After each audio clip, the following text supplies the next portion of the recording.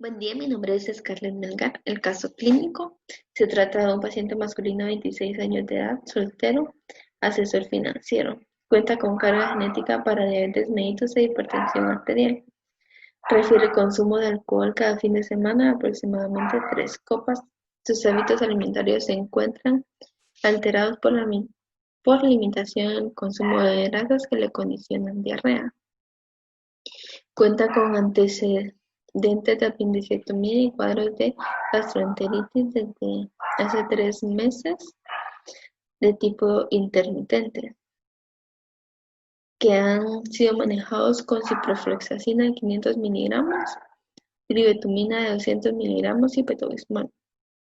Tiene un padecimiento de 5 meses de evolución caracterizado por evacuaciones disminuidas de consistencia sanguinolentas, verdosas, abundantes y explosivas, que se acompañan de meteorismos, porporismos en números de 5 a 8 al día, que aumentaban con el estrés psicológico. La sintomatología era fluctuante, con duración de 3 a 5 días y se día con antiespasmódicos. Se acompañaba de dolor abdominal moderado tipo cólico, que se día con la defecación, diaforesis, astenia, adinamia e hiporexia durante 5 meses. Durante 5 meses ha presentado disminución de 5 kilogramos de peso, ni a náuseas, vómitos, fiebres, escalofríos o dientería. Estos son algunos de los laboratorios que se les realizó al paciente. Entonces, ¿cuál sería nuestro posible diagnóstico para el paciente? A, enfermedad celíaca. B, deficiencia de lactasa. C, diarrea crónica. O D, síndrome de intestino irritable. Entonces vamos a hablar ahora de la malabsorción y diarrea. La malabsorción, que se presenta principalmente como diarrea crónica, se caracteriza por la absorción defectuosa de grasas, vitaminas liposolubles e hidrosolubles, proteínas, hidratos de carbono, electrolitos, minerales y agua. Las manifestaciones clínicas de la malabsorción crónica pueden ser diarrea, flatulencia, dolor abdominal, pérdida de peso, anorexia, distensión abdominal, borborismo, desgaste muscular. Uno de los ejes principales de la malabsorción es la esteatorrea, que se caracteriza por unas heces gruesas y voluminosas, espumosas, grasientas, amarillas o de color arcilloso. La malabsorción es consecuencia del trastorno de al menos en una de las 4 fases de la absorción de nutrientes. La primera fase es la digestión intraluminal, en donde las proteínas, hidratos de carbono y grasas se degradan de forma adecuada para su absorción. La segunda es la digestión terminal, en donde la hidrólisis de hidratos de carbono y péptidos por disacaridasa y peptidasa en el borde del cepillo de la mucosa del intestino delgado. La tercera es el transporte transepitelial, en donde los nutrientes, líquidos y electrolitos se transportan hacia el epitelio y se procesan en el intestino delgado. Y por último está el transporte linfático de los lípidos absorbidos. En muchos trastornos de malabsorción predomina un defecto en uno de estos procesos, pero normalmente contribuyen más de uno. Por eso los síndromes de malabsorción se parecen mucho entre sí. Después tenemos consecuencias clínicas secundarias a las distintas deficiencias. Tenemos la anemia, que es causada por la absorción inadecuada de vitaminas y minerales. La mucocitosis, que es por la deficiencia de piridoxina, folato o vitamina D12. También están las hemorragias, que es por la deficiencia de vitamina K, osteopenia o tetania, por la deficiencia de calcio, magnesio, vitamina D, o neuropatías periféricas. que estas son se dan por la deficiencia de vitamina A o B12. También pueden deberse a varios trastornos endocrinos y cutáneos. Y después tenemos la diarrea, que se define como un incremento de la masa, frecuencia o fluidez de las heces, normalmente de 200 gramos al día. La disentería es la diarrea dolorosa, sanguinolenta y con volumen pequeño. Eh, Tenemos que la diarrea se clasifica en 4. La diarrea secretora, que se caracteriza por heces isotónicas y persistentes durante el ayuno. La diarrea osmótica, eh, como la que se producen en las deficiencias de lactasa, se debe a la fuerza osmótica excesiva ejercida por los solutos luminales no absorbidos. Después tenemos la diarrea como la absorción. Aparece después de fracasos generalizados de la absorción de nutrientes, se asocia a esteatorrea y se alivia con el ayuno. Y por último tenemos la diarrea exudativa, que esta se debe a una enfermedad inflamatoria y se caracteriza por heces purulentas sanguinolentas que continúan La durante. enfermedad inflamatoria intestinal es una afección crónica que se presenta como consecuencia de la activación inmunitaria inadecuada de la mucosa. Esta incluye dos trastornos: la enfermedad de Crohn y la colitis ulcerosa. La enfermedad de Crohn, en esta imagen podemos ver que está entre la válvula ileocecal y el intestino delgado, mientras la colitis ulcerosa está solo en el colon. Que se le atribuye a factores genéticos, el riesgo aumenta cuando existe un miembro de la familia afectada. La concordancia de los gemelos monocigotos en la colitis ulcerosa es del 15%, mientras que la enfermedad de Crohn es del 50%. Algunos defectos epiteliales. Existen defectos en la función de la barrera constituida por las uniones herméticas epiteliales, asociadas a polimorfismo de NO-D2, específicos, activando la inmunidad innata y la adaptativa de la mucosa. En este cuadro podemos ver las características macroscópicas y las microscópicas. Entonces decimos que la enfermedad de Crohn está ubicada entre el ilio y el colon, más o menos. La distribución son lesiones salteadas, hay estenosis y el aspecto de la pared es gruesa, mientras que en la colitis ulcerosa, la región donde se ubica solamente en el colon, la distribución es difusa, hay rara vez estenosis y el aspecto de la pared es fina. Mientras microscópicamente hablamos de la enfermedad de Crohn, que la inflamación es transmural, los eudópilos son moderados, las úlceras son profundas, las reacciones linfoides es sumamente importantes, igual que la fibrosis, la serositis, los granulomas sí existen, fístulas también hay, mientras que en la colitis ulcerosa la inflamación está limitada, los eudópilos son importantes, las úlceras en este caso son superficiales, las reacciones linfoides están moderadas, la fibrosis y la serositis son leves, no hay granulomas y no hay fístulas. La enfermedad de Crohn, las úlceras aftosas progresan y se producen múltiples lesiones coalescentes con úlceras elongadas, serpiginosas. El edema y la pérdida de la textura normal de la mucosa son frecuentes, dando una textura grosera con aspectos de empedrado en el que el tejido enfermo está deprimido por debajo de la mucosa normal. Las fisuras son frecuentes entre los pliegues de la mucosa y pueden llegar hasta zonas profundas para convertirse en trayectos fistulosos o lugares de perforación. Las características microscópicas muestran abundantes neutrófilos que infiltran y dañan criptas del epitelio denominadas abscesos crípticos. La atrofia mucosa con epitelios de criptas aparecen después de años de la enfermedad. Las características clínicas. Aproximadamente el 20% de los pacientes acuden al momento agudo del dolor en el cuadrante inferior derecho, presentando fiebre, diarrea, sanguinolenta, que se parece a la apendicitis aguda o a la perforación intestinal.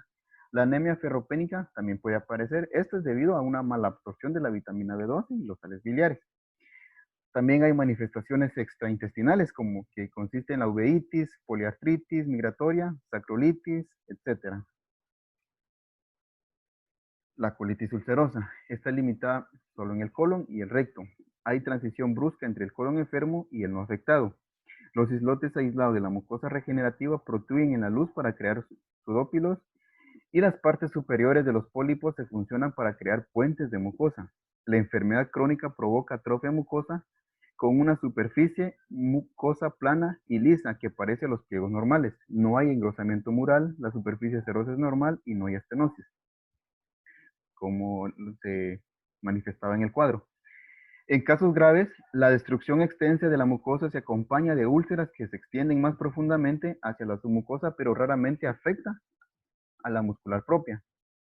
Las manifestaciones clínicas: hay crisis de diarrea sanguinolenta con un material mucoide con hebras, dolor abdominal bajo y cólicos que se alivian temporalmente con la defecación. Los síntomas persisten durante días, semanas o meses. Más de la mitad de los pacientes tienen una enfermedad clínicamente leve. Enteropatía autoinmune. La enteropatía autoinmune es un trastorno ligado al cromosoma X que se caracteriza por una diarrea grave persistente con enfermedad autoinmunitaria que se presenta principalmente en los niños pequeños. Una forma familiar particularmente grave es el IPEX, el cual es un acrónimo de desregulación inmunitaria, poliendocrinopatía, enteropatía y trastornos ligados al cromosoma X. Esto es debido a la mutación de la línea marginal en el gen FOXP3 localizado en el cromosoma X.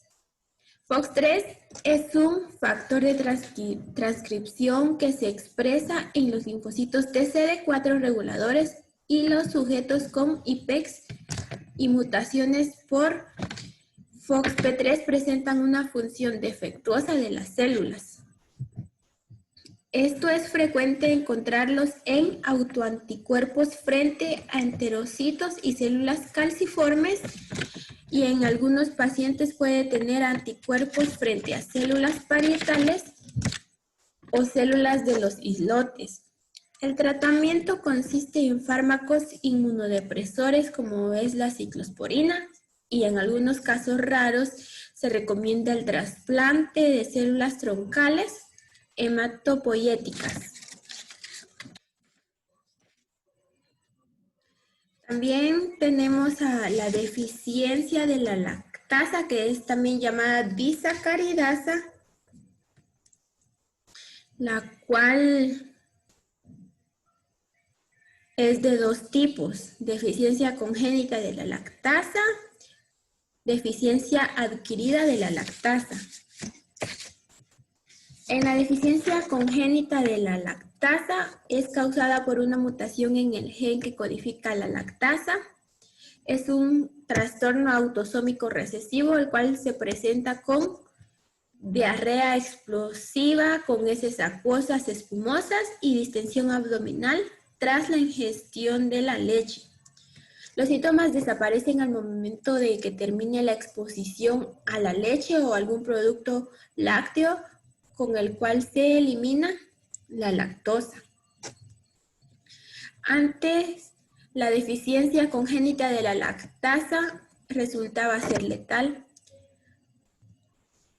pero ahora se ha desarrollado la leche maternizada a base de soya, la cual es sustituto de la leche materna para aquellos que tienen esta enfermedad.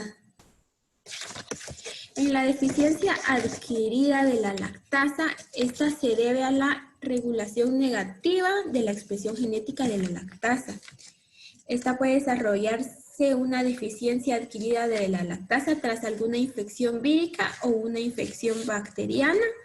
Los síntomas pueden causar plenitud abdominal, diarrea, flatulencias, y se debe a la fermentación de los azúcares no absorbidos por las bacterias del colon, y este se activa por la ingestión de productos lácteos que contienen lactosa.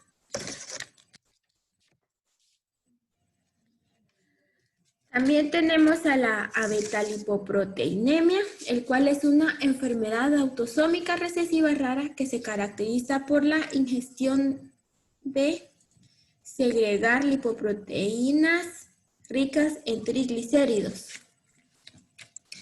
Esta se debe a una mutación de la proteína microsómica de la transferencia de triglicéridos que cataliza la transferencia de lípidos a dominios especializados del polipéptidos nacientes de la apolipoproteína B. La malabsorción de la beta-lipoproteinemia es un fracaso del procesamiento y transporte intraepitelial. Este se presenta en la infancia y el cuadro clínico está denominado por el fracaso del crecimiento por la diarrea y la estatorrea. Tiene una ausencia completa de todas las lipoproteínas plasmáticas que tienen proteínas B. También podemos encontrar la otra enfermedad que es la enterocolitis infecciosa, la cual se presenta como amplia variedad de síntomas como es la diarrea, el dolor abdominal, molestias perianales, incontinencia y hemorragia. Esta es frecuente encontrarla infecciones bacterianas. La patogenia más frecuente varía según la edad, la nutrición, el estado de ánimo del anfitrión y muchas veces se debe por problemas de mala higiene, el cual contribuye a contraer esta enfermedad. Cuando no es posible el diagnóstico de enfermedad de Crohn y colitis ulcerosa se clasifica como una colitis indeterminada. Esto pasa comúnmente en el 10% de los casos. La colitis indeterminada presenta sus características, que son: no afecta el intestino delgado, presenta un patrón continuo similar al de colitis ulcerosa, enfermedad histológica parchada, fisuras, antecedentes de enfermedad de Crohn y lesiones perianales. Para realizar su diagnóstico se deben hacer estudios serológicos. Los pacientes con colitis no presentan anticuerpos contra Saccharomyces cerevisiae.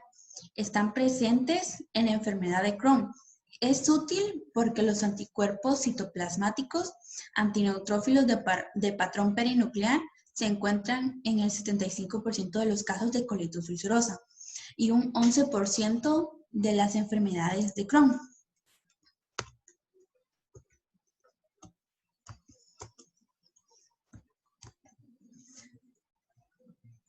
Neoplasia asociada a colitis. Esta presenta algunos factores de riesgo, como lo son: el riesgo aumenta de 8 a 10 años de tener la enfermedad. Extensión de la enfermedad. Los pacientes con pancolitis tienen mayor riesgo de los que tienen enfermedad del lado izquierdo. La inflamación activa causada por neutrófilos aumenta el riesgo. El objetivo de las biopsias es identificar el epitelio displásico, precursor del carcinoma asociado a la colitis. Colitis de la derivación.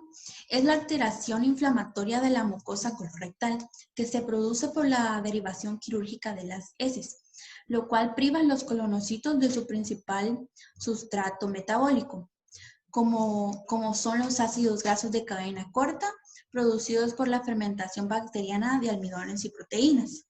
Las características que presenta esta colitis serían: desarrollo de numerosos folículos linfoides en la mucosa, aumenta el número de linfocitos, monocitos, macrófagos y células plasmáticas en la lámina propia. Ahora la colitis microscópica. Está compuesto por dos entidades, la colitis colágena y colitis linfocítica.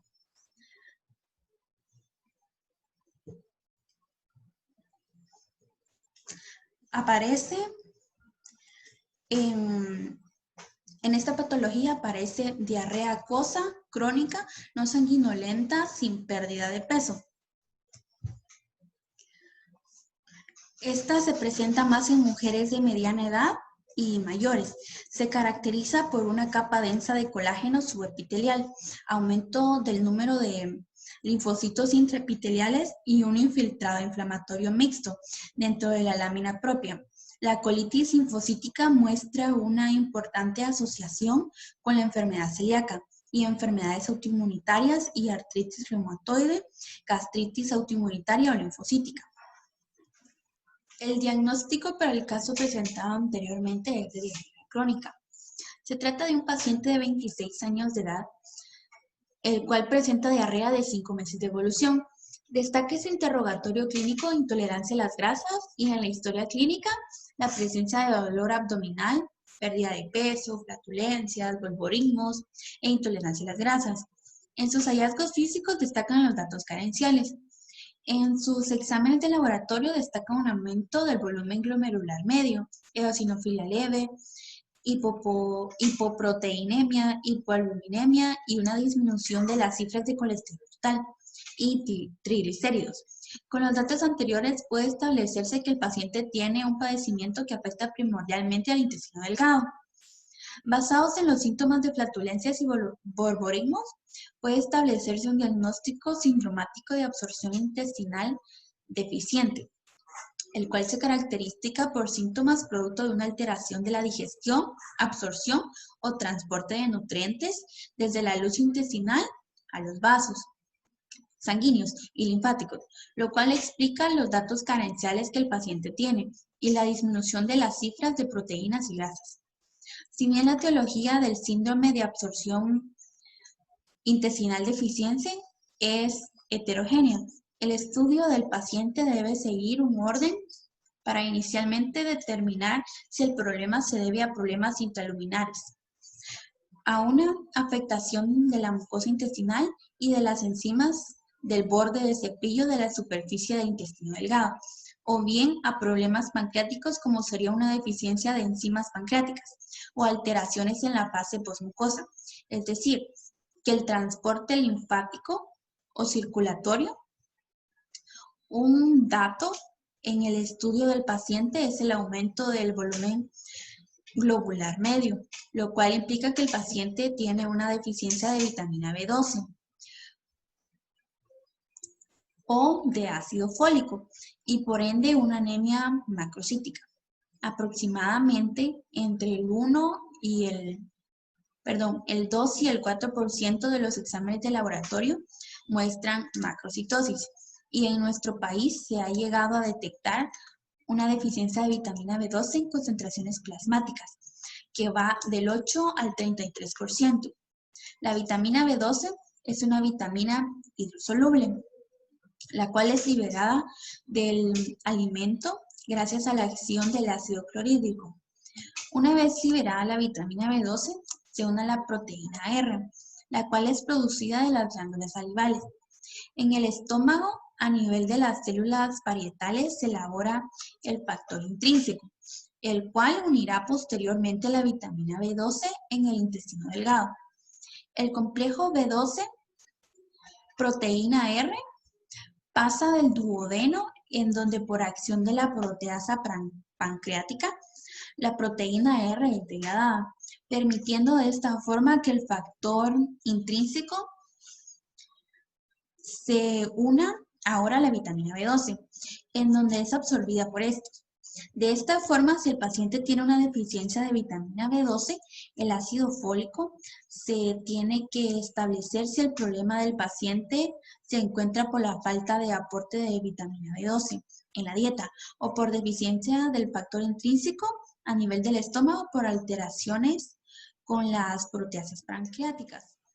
Por alteración de las proteasas pancreáticas o bien por alteraciones en el ilion terminal, sitio donde finalmente se absorbe la vitamina B12.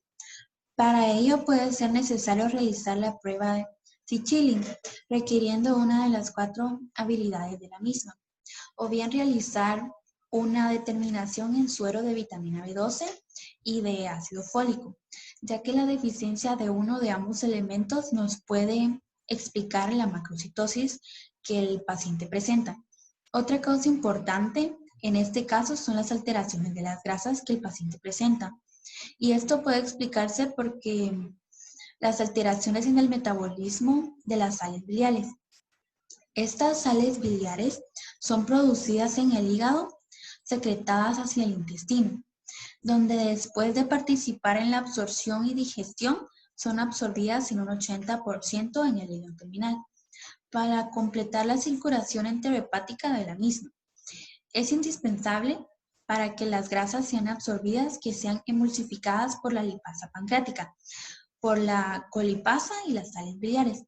De esta manera, las sales son hidrolizadas a ácidos grasos y monoglicéridos en el intestino, y al combinarse con las sales biliares se forman micelas, las cuales al llegar a la membrana de los enterocitos liberan los ácidos grasos, y estos por difusión pasiva penetran a la célula. Si existe una alteración con las sales biliares, las grasas no son absorbidas adecuadamente, y esto puede causar la intolerancia a las grasas, que el paciente señala, y la disminución en sangre de lípidos.